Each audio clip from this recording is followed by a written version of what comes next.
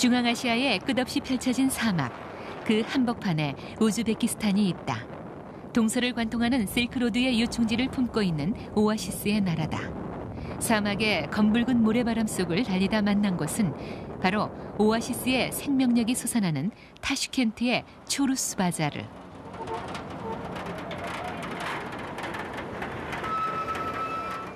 사막의 긴 여정에 지친 사람들은 신선한 야채와 다양한 먹거리가 즐비한 이곳에서 풍요한 휴식과 이국의 정취를 만끽한다. 다양한 언어와 생활 습관을 가진 사람들이 모여 사는 곳이어서인지 시장과 거리의 물건도 각양각색이다.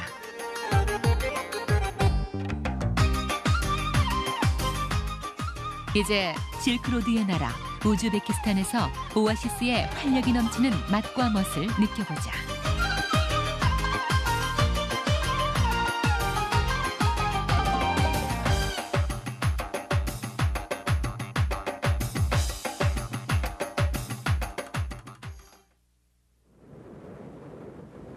실크로드의 중심 도시 타슈켄트.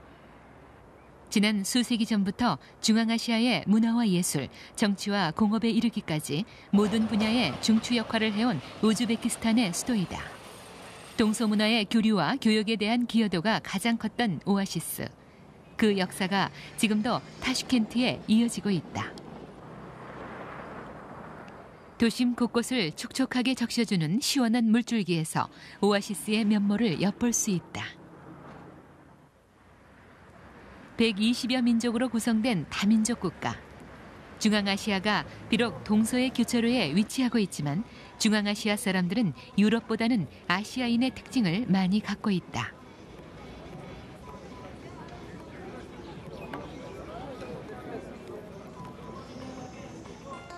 타슈켄트가 중앙아시아에서 가장 현대화된 도시로 성장하기까지 거듭되는 역사에 흥망성쇠가 있었다. 1924년에 구 소비에트 연방공화국의 일원으로 편입되어 2차 세계대전에 참전했고 1966년에 일어난 대지진은 2000년 이상 된 도시의 유물을 파괴시켜 고대 실크로드의 자취를 찾아보기 어렵게 만들었다.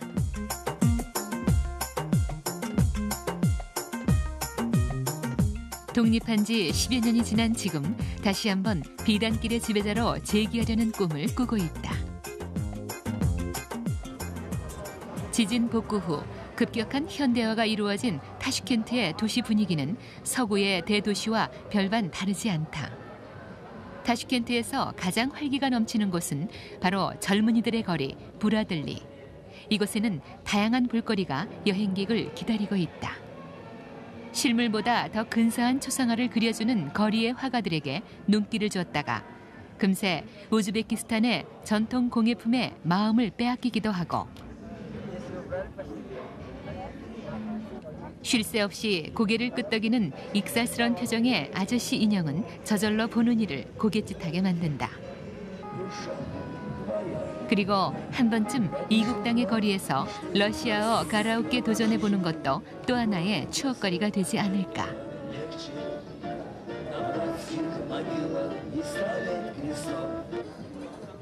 그렇게 거리 구경에 지치고 슬슬 출출해지면 이 거리에 즐비한 노천 식당을 찾는다.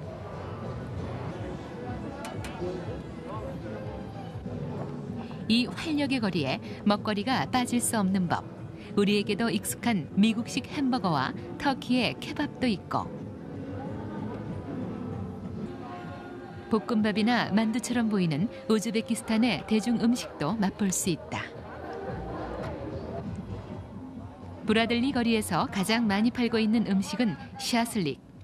샤슬릭은 우즈베키스탄식 꼬치구이로 원래는 양고기와 양기름을 차례로 꽂아 석탄에 굽는 요리인데 지역에 따라 다양한 방식의 조리법이 있다.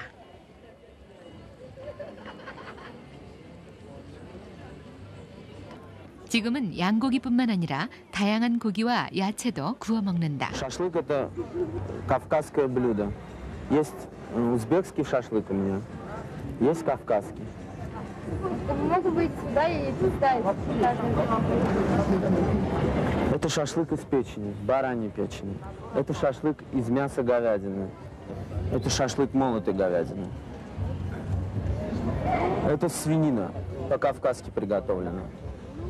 Это курица, это овощной шашлык.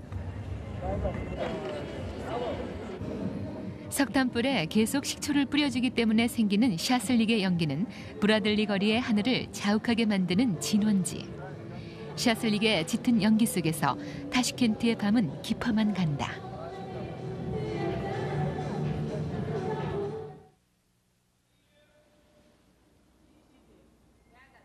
Молоко, каймак, творог, кисли молоко. 말라꼬는 우즈베키스탄의 우유. 말라꼬를 배달하는 아줌마들의 풍경이 이채롭다. 아침부터 가장 분주한 곳 중에 하나가 타슈켄트의 대표적인 시장, 초루스 바자르다. 시장 입구에서부터 난전이 벌어지는데 여기에서 파는 것은 말린 생선, 카스피해에서 잡아올린 민물고기에 약하게 간을 해서 햇볕에 말린 어퍼와 같은 식품이다.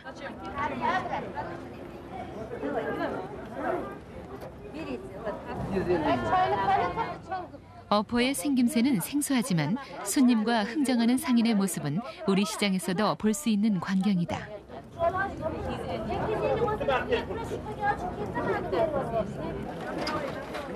노천에서 벌어지는 야채 도매 시장. 따로 매장을 두지 않고 트럭에서 모든 거래가 이루어지는 것이 특색. 손수 재배한 직물들을 내다 파는 경우가 대부분이다. 감자를 긁어 모으는 삼지창이 이색적이다.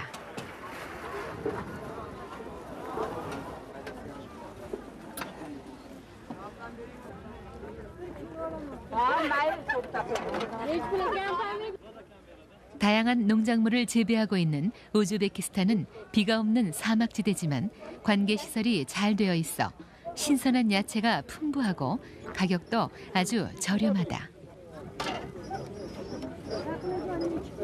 1 килограмм 30, это 60, это по 100. Что можно сделать? С этот салат может это.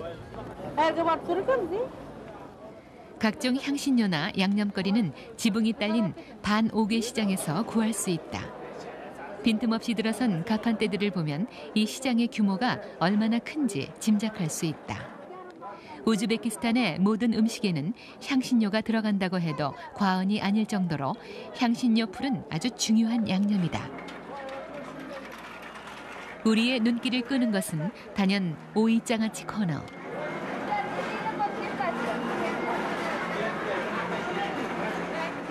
모양이 짧고 통통해 작은 호박을 연상케 하는 이색적인 모양이지만 그 맛은 우리의 오이지와 유사하다. 만드는 방법은 어떨까? Огурцы, которые мы бочками готовим, бочки, это набор, сказать, это набор? Да, конечно. Это укроп, хрен, это перец, горький, еще сладкий перец добавим туда, да, соль, размешаем, настоящий буква, опа, попробуй, чеснок добавим, все в наборе. Уста. Понравилось? Устако. Так приготовлен. Помидор тоже такой. Помидор тоже такой, да? Да. 초루스 바자르에서 만난 상인들은 하나같이 때묻지 않은 순박함을 간직하고 있다. 치열한 삶의 터전에서도 욕심 없이 살아가는 모습에서 인간적인 채취가 물씬 풍긴다.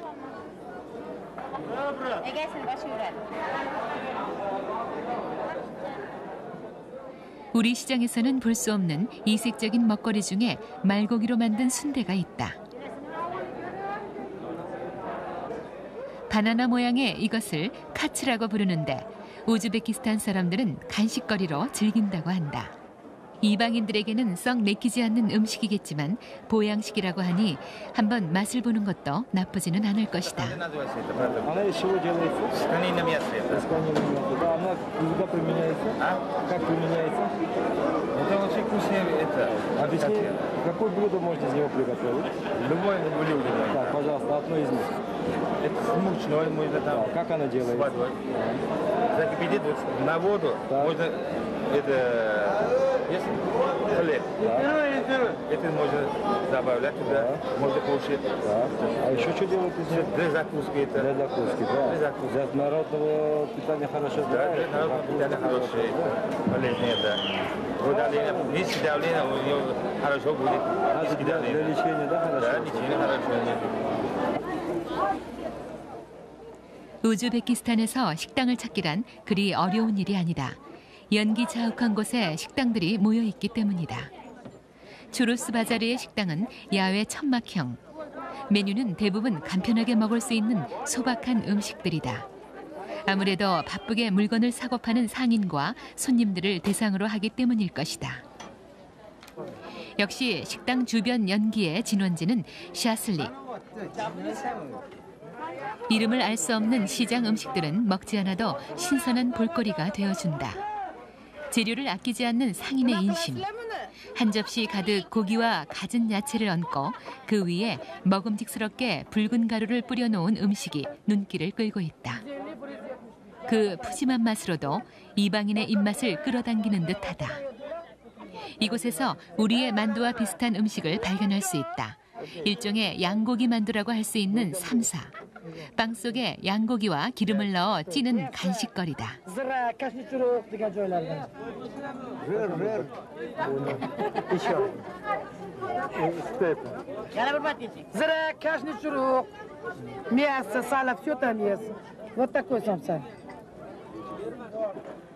취향에 따라서는 기름만 넣은 쌈쌀을 먹기도 한다니 어지간히 기름진 음식을 좋아하는 민족이 아닐 수 없다.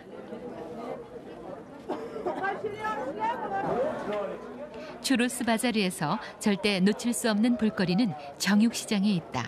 우선 소고기 정육시장을 찾았다. 현재 깔끔하게 진열된 우리의 정육점과는 판이한 모습인데 원초적 생동감이 넘치는 이곳은 60년대 우리의 장날 풍경을 떠올리게 한다.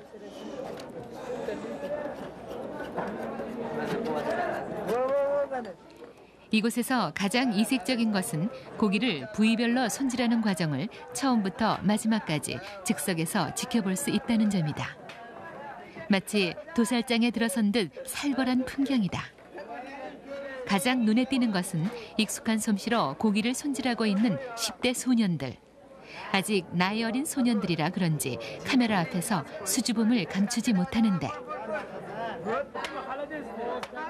즉석 손질의 하이라이트는 바로 여기.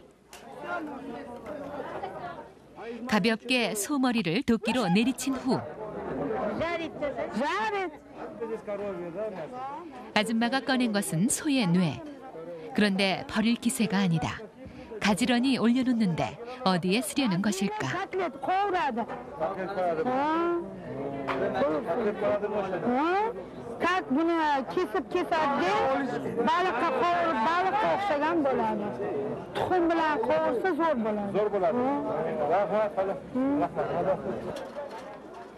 우즈베키스탄은 육류 섭취량이 아주 많은 나라다. 그중에서 양고기 섭취량이 가장 많다. 이 나라 사람들이 가장 좋아하는 고기가 양고기이기 때문. 소고기나 말고기 등은 먹지만 돼지고기는 먹지 않는다. 왜냐하면 전 인구의 90% 이상이 이슬람교 신자이기 때문에 종교상의 이유로 금기시하는 것이다. 그리고 중앙아시아의 초원에서 키우는 가축들이 대부분 양이었기 때문에 어느 고기보다도 양고기를 즐겨왔다. 이런 이유 때문에 우즈베키스탄 사람들이 즐겨 먹는 음식에서 양고기는 빠지지 않는 주재료가 된다. 우즈베키스탄의 음식점의 경우 아예 양고기 한 마리를 통째로 사와서 쓰는 경우가 많다. 양고기를 이용한 요리 중 대표적인 것이 슈루파. 슈루파는 얼큰한 양고기 국물에 감자를 넣고 끓이는 수프의 일종으로 우즈베키스탄의 대표적인 음식 중 하나다. Ассаламу алейкум. Келила. Что вы делаете? Кайнатма шурба это готовим. А как вы приготовляете? Кайнатма шурба. В котел бросаем воду. Потом мясо чистое помытое туда ложим. После этого туда лук, помидор. Это режется вдоль.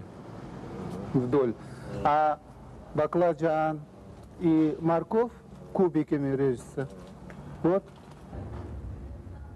양고기는 잘게 썰어서 넣지 않고 덩어리째 넣어야 육수 맛이 더욱 진하다. 붉은 양고기 육수가 보기에도 먹음직스러운데 빛깔에 비해서 그리 맵지는 않다.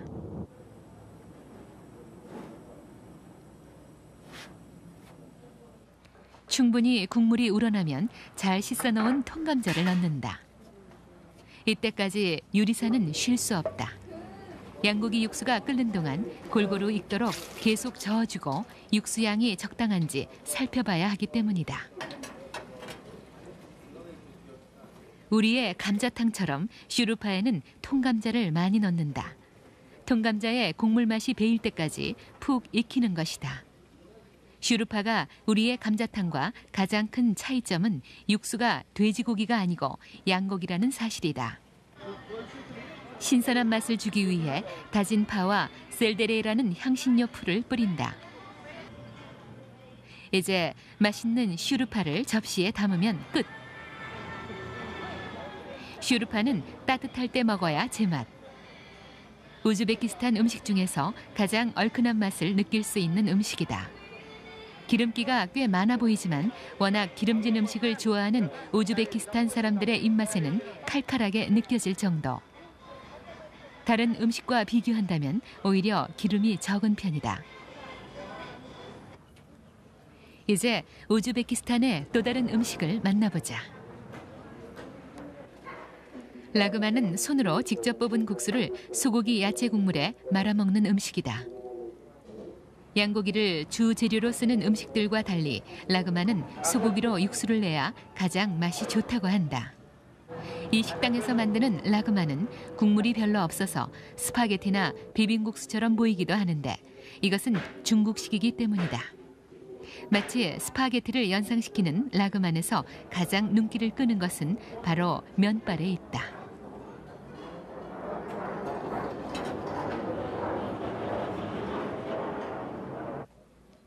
어느 지역 방식이냐에 따라 국물의 농도나 야채 종류에 차이가 생기지만 국수 사리를 만드는 방법에는 차이가 없이 공통이다.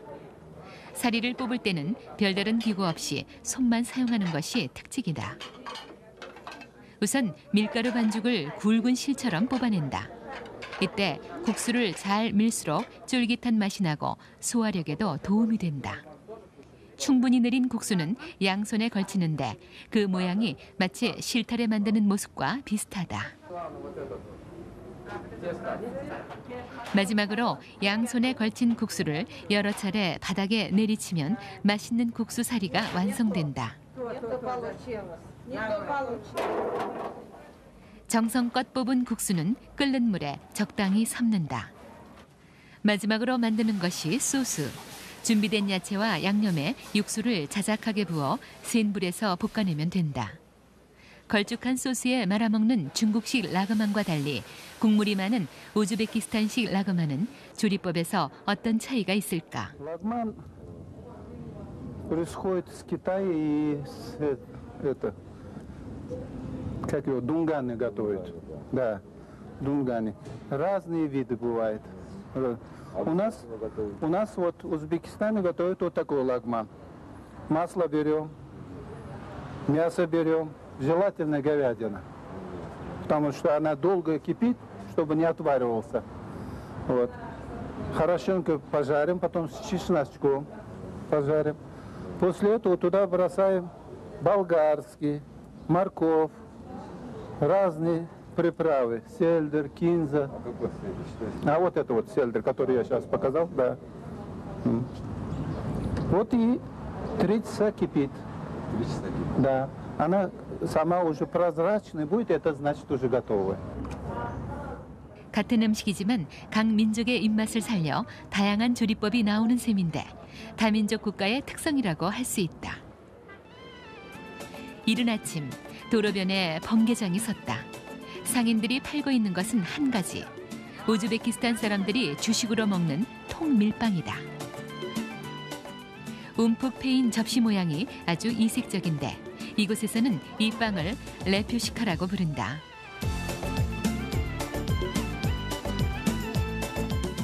레퓨시카는 우즈베키스탄의 풍속화에서도 쉽게 발견되는 유서 깊은 전통빵이다.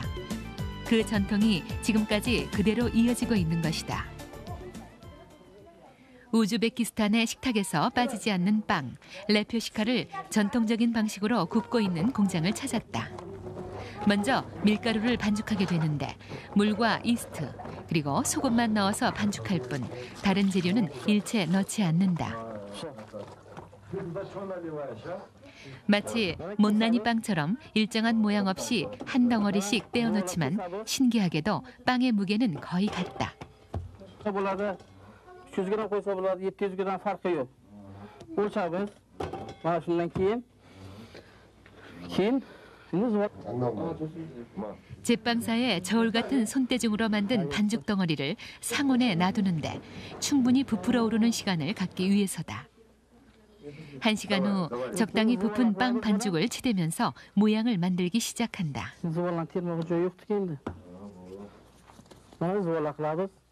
한껏 부푼 반죽에서 공기를 빼내며 어른 주먹만한 크기로 만든다. 그 다음 두꺼운 쟁반 같은 모양으로 둥근 반죽으로 납작하게 만든다.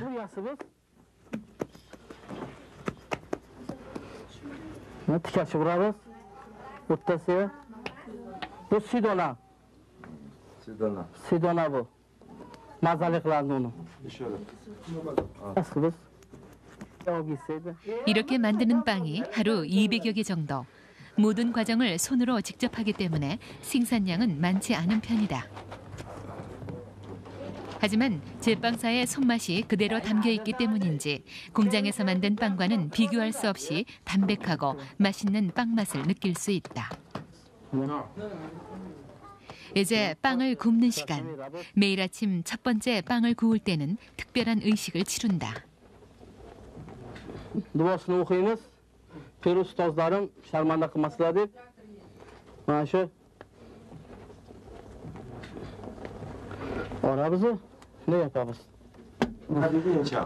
Mana shu 간소하지만 경건한 의식을 치른 후 빵의 뒷면에 기름을 바르고 화덕 안에 집어넣는다.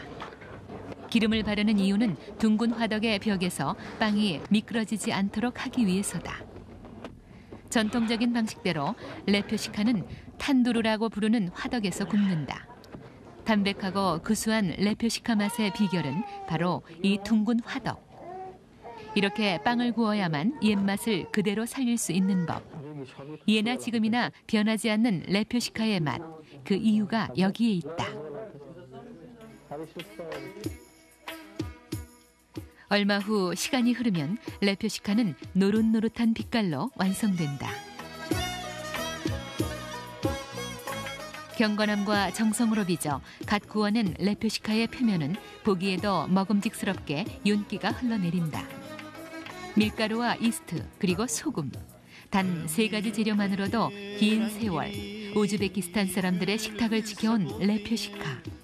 신의 축복이 내린 신성한 빵이 아닐 수 없다. Dilimni rengini gül bilse boldu.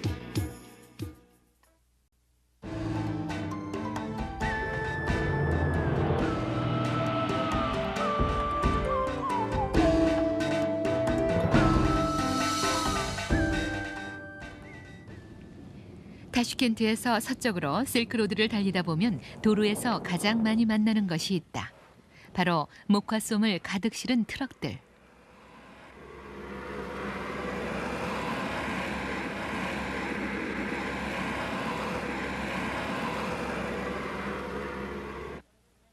잠시 후 끝없이 펼쳐지는 목화밭이 나타난다. 우즈베키스탄은 세계적인 면화 생산 국가로 목화는 우즈베키스탄의 대표적인 농업 작물이자 중요한 수출 품목이다. 매년 9월은 목화를 집중적으로 수확하는 시기. 어른은 물론 아이들까지 목화 따는 작업에 나서게 된다. 그만큼 수입도 늘어나 우즈베키스탄의 9월은 풍요의 시절을 구가한다. 뙤약볕에서 허리 굽혀 숨을 따는 일이 몹시 고될 법도 한데 이방인의 카메라에 순박한 웃음을 지어 보이는 여유는 풍요에 대한 기대감 때문일까. 목화솜만큼이나 따뜻한 모습들은 우즈베키스탄의 실크로드에서만 만날 수 있는 아름다운 풍경이다.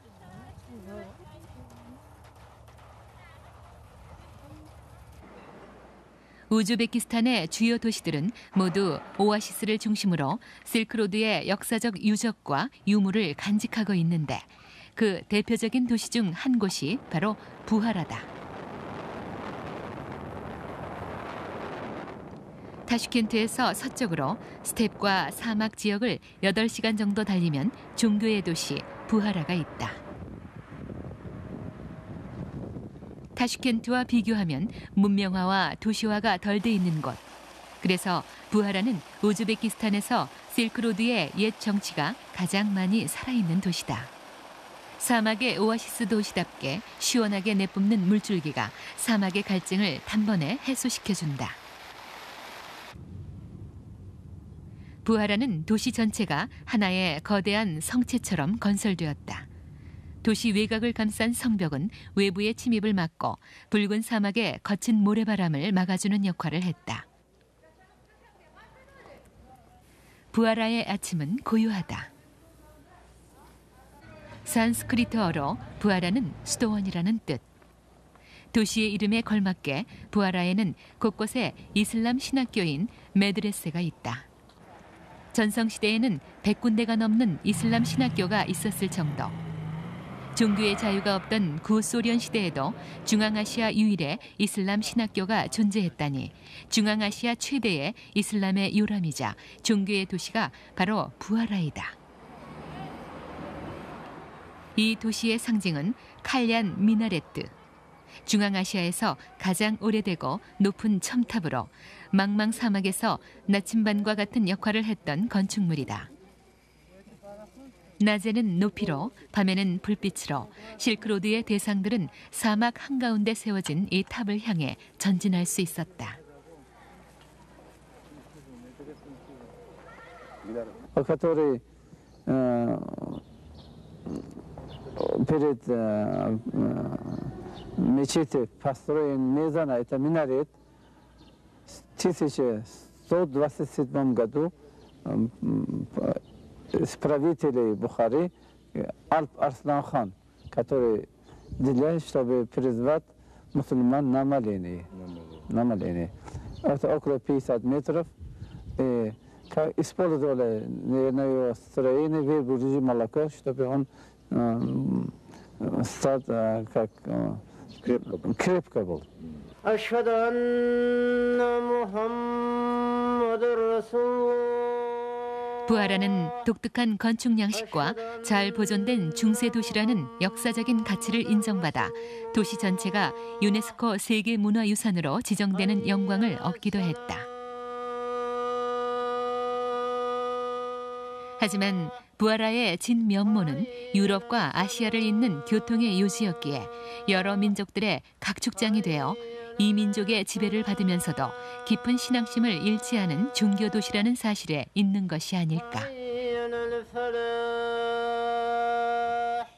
그렇게 부하라에는 오늘날에도 신성한 도시의 기운이 감돌고 있다.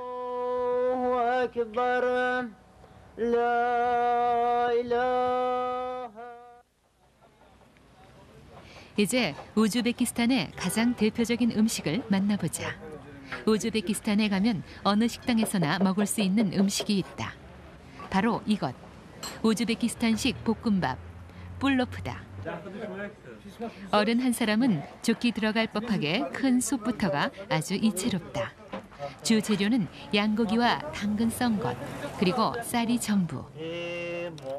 재료를 그다지 많이 넣은 것 같지도 않은데 밥과 야채에 흐르는 윤기가 보기만 해도 먹음직스럽다. 손님들이 줄을 잇는 바람에 요리사는 잠시도 쉴 틈이 없다. 뿔로프는 결혼식이나 명절처럼 좋은 날은 반드시 먹는 우즈베키스탄의 대표적인 음식이다. 매일 플러프를 먹는 사람이 있을 정도로 우즈베키스탄 사람들이 가장 즐기는 전통 음식이기도 하다. 그런데 독특한 식사법 한 가지가 있다. 한 접시에 담긴 플러프를 여러 명이 동시에 떠먹는 것. 우즈베키스탄에서는 전통적으로 다른 기구를 사용하지 않고 직접 손으로 음식을 먹었다. 이슬람 문화의 영향으로 손은 오른손만을 사용. 하지만 우즈베키스탄의 현대화된 도시에서는 좀처럼 보기 힘든 식사 풍습. 지금은 옛 전통이 많이 남아있는 곳에서나 볼 수 있는 풍경이다.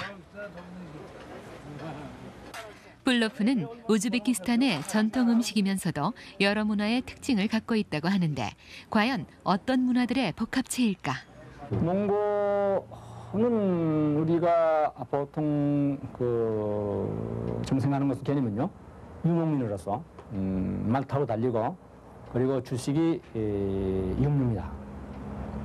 그리고 터키는 기름을 좋아하고 그렇습니다. 아랍 같은 나라에서는 쌀 같은 것을 잘 먹고 그래서 지금 대표적인 음식을 아마 플럽이라고 말할 수 있습니다. 우리 한국에서는 그것을 기름밥이라고 하는데 비빔밥이라고 합니다. 여기서는 거기다 아주 기름이 많이 넣고 기름에 볶아요. 쌀을 밥을 볶은데 쌀을 볶다가 그러면 거기다가 이제 양고기를 튀겨서 이제 하는데 그게 아마 몽고, 터키, 아랍 세 개의 문화를 합해서 만드는 집대성된 음식 문화의 대표가 아니겠느냐 생각합니다. 세 문화의 윤곽로가 된 음식 플러프. 이제 그 조리 과정을 살펴보자. 플러프에서 가장 핵심적인 재료는 당근이다. 붉은 빛깔이 아닌 노란 빛깔이 특이하다.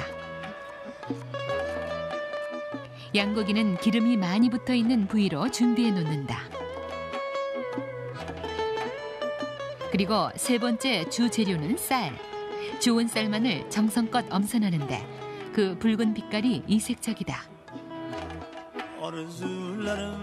우선 볶은 양파에 양고기를 넣고 볶는다.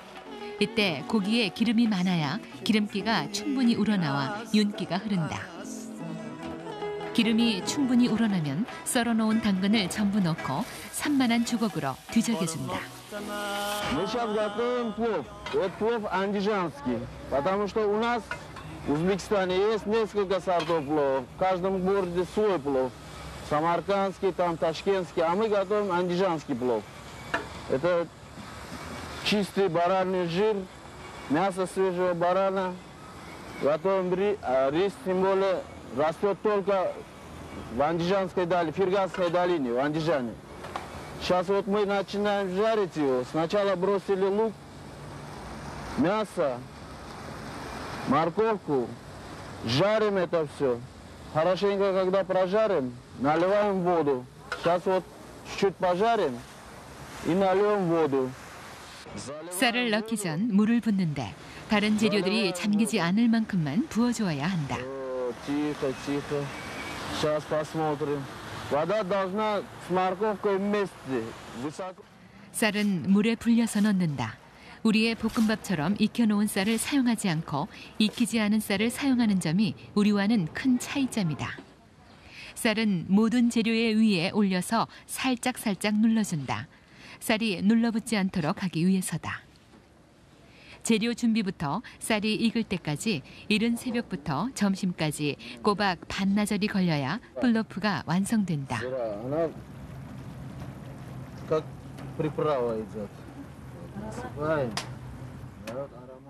쯔라는 우즈베키스탄의 대표적인 향신료. 쯔라를 가루처럼 으깨듯 쌀 위로 고르게 뿌린다. 쯔라의 독특한 향이 플러프를 더욱 감칠맛 나게 만들어준다.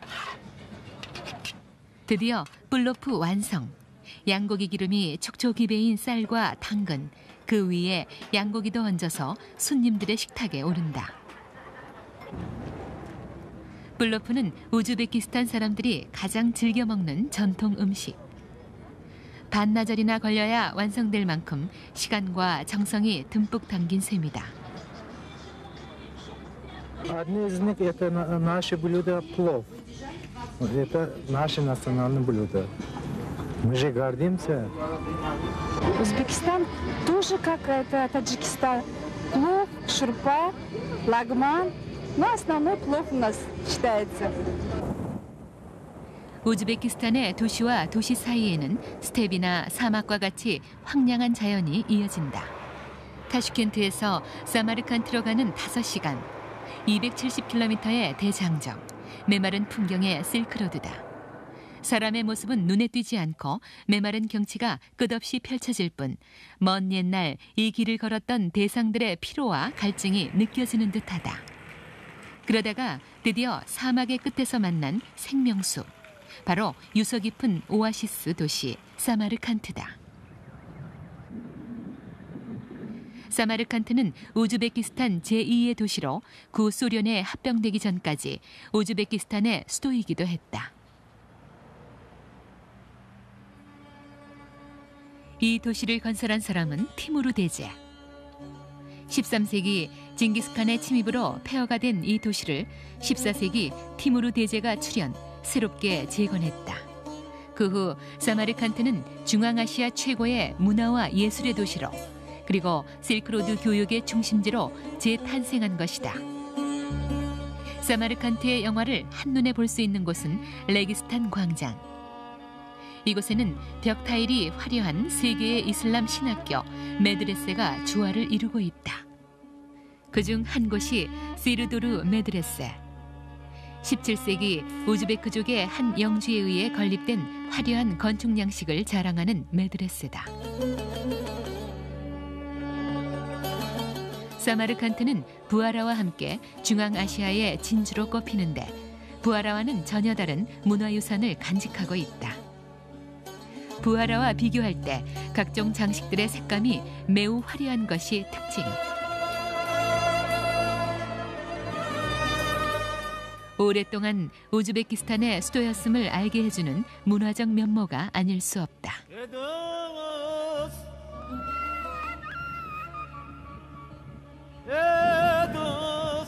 Амир Тимур его считал своим учителем, духовным наставником. Вот его столица была Самарканд.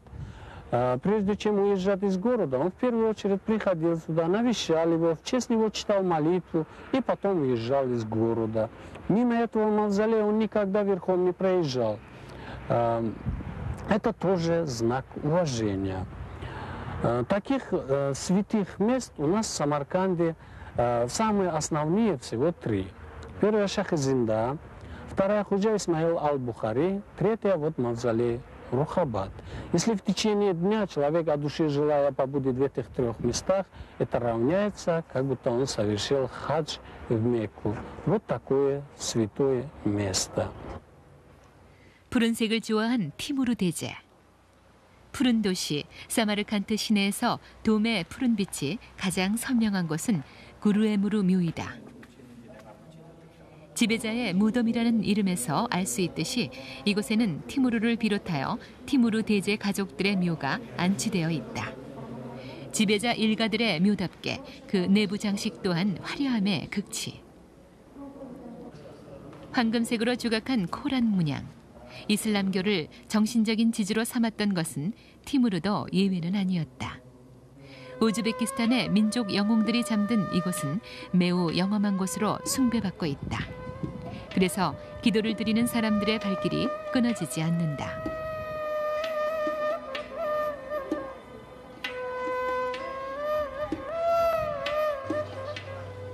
사마르칸트의 한적한 실크로드를 통해 다양한 문화 교류가 이루어졌지만 중동에서 전파된 이슬람교의 영향은 그 어느 것보다 지대했던 것이다. 손으로 얼굴을 한번 닦아내는 것은 기도가 끝났다는 표시. 이제 본격적으로 차를 마시는 시간. 우즈베키스탄 사람들에게 차는 공기와 같이 늘 함께 있는 가족 같은 존재다. 뿐만 아니라 차를 통해 마을 사람들은 서로의 친교를 나눈다.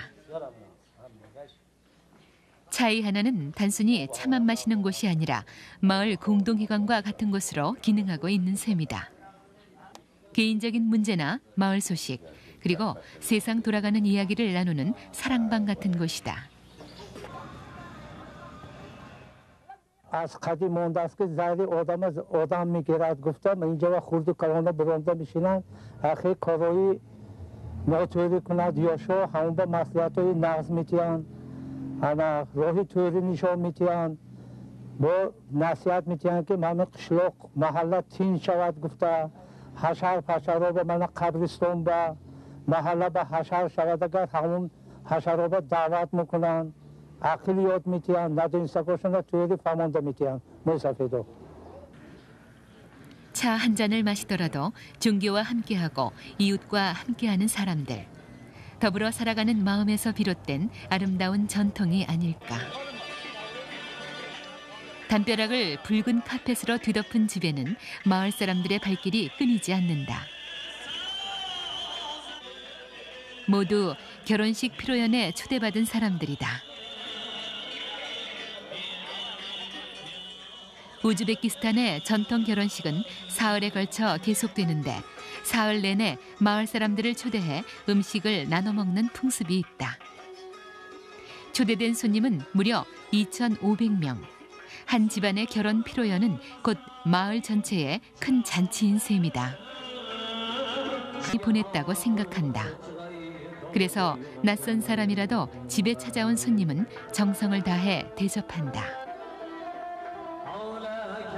дарит там подарки, деньгами, кто-то баранину покупает, отдает, кто-то рис покупает, кто-то вот, лепешки дарит полностью на свадьбу, кто-то вот музыканты бесплатно от себя привозит, дарит.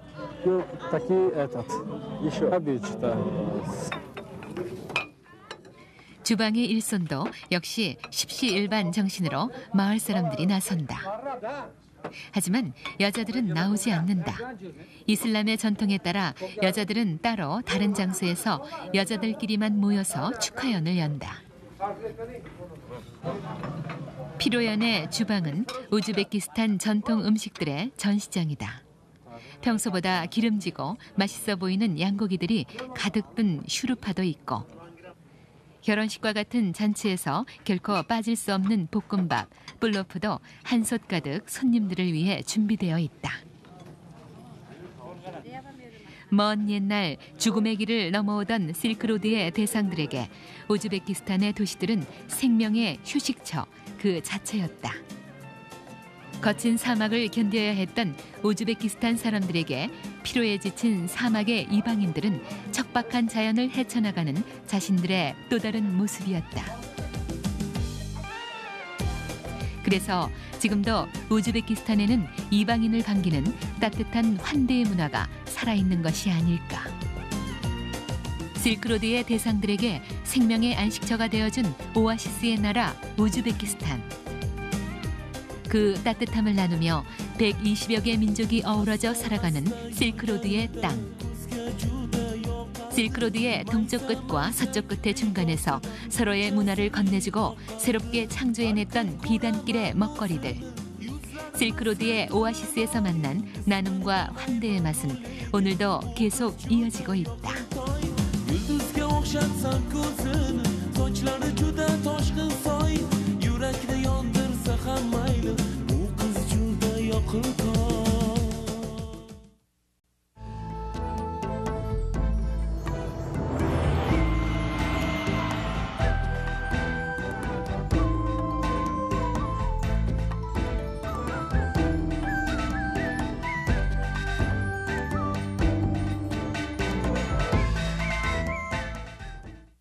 에서 러시아어 가라오케 도전해보는 것도 또 하나의 추억거리가 되지 않을까.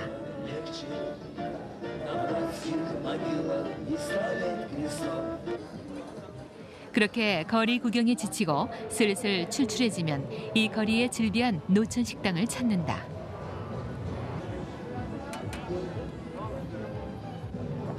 이 활력의 거리에 먹거리가 빠질 수 없는 법.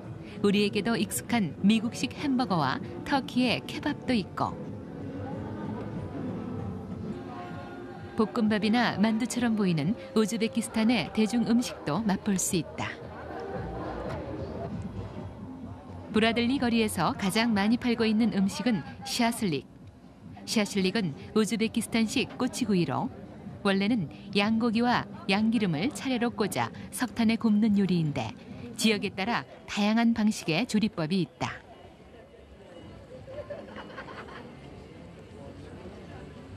토루스 바자르.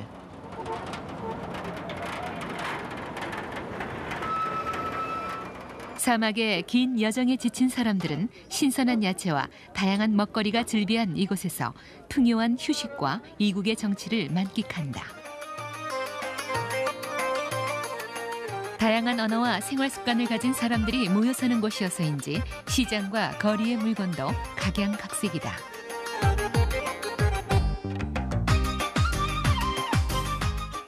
이제 실크로드의 나라 우즈베키스탄에서 오아시스의 활력이 넘치는 맛과 멋을 느껴보자.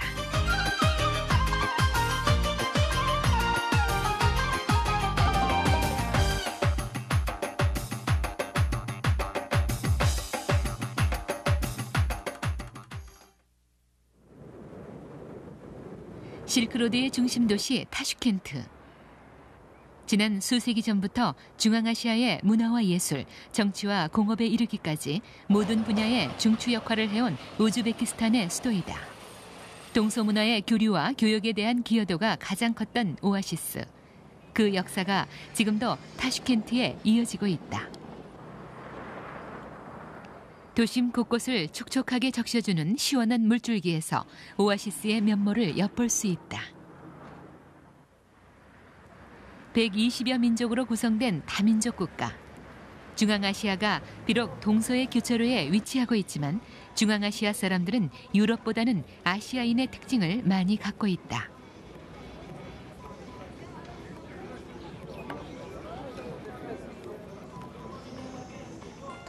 타슈켄트가 중앙아시아에서 가장 현대화된 도시로 성장하기까지 거듭되는 역사에 흥망성쇠가 있었다. 1924년에 구 소비에트 연방공화국의 일원으로 편입되어 2차 세계대전에 참전했고 1966년에 일어난 대지진은 2000년 이상 된 도시의 유물을 파괴시켜 고대 실크로드의 자취를 찾아보기 어렵게 만들었다.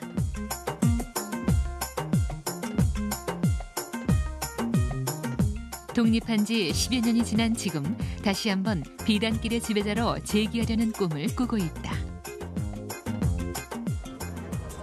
지진 복구 후 급격한 현대화가 이루어진 타슈켄트의 도시 분위기는 서구의 대도시와 별반 다르지 않다. 타슈켄트에서 가장 활기가 넘치는 곳은 바로 젊은이들의 거리 부라들리. 이곳에는 다양한 볼거리가 여행객을 기다리고 있다. 실물보다 더 근사한 초상화를 그려주는 거리의 화가들에게 눈길을 줬다가 금세 우즈베키스탄의 전통 공예품에 마음을 빼앗기기도 하고 쉴 새 없이 고개를 끄덕이는 익살스런 표정의 아저씨 인형은 저절로 보는 이를 고갯짓하게 만든다. 그리고 한 번쯤 이국 땅의 거리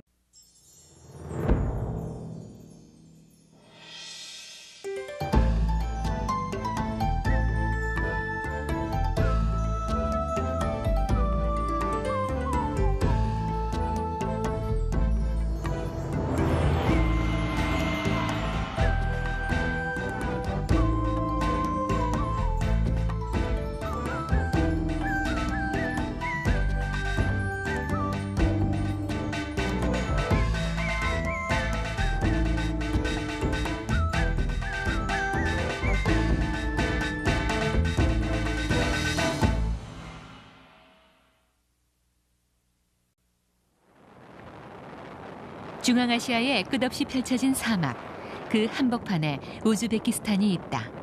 동서를 관통하는 실크로드의 요충지를 품고 있는 오아시스의 나라다. 사막의 검붉은 모래바람 속을 달리다 만난 곳은 바로 오아시스의 생명력이 솟아나는 타슈켄트의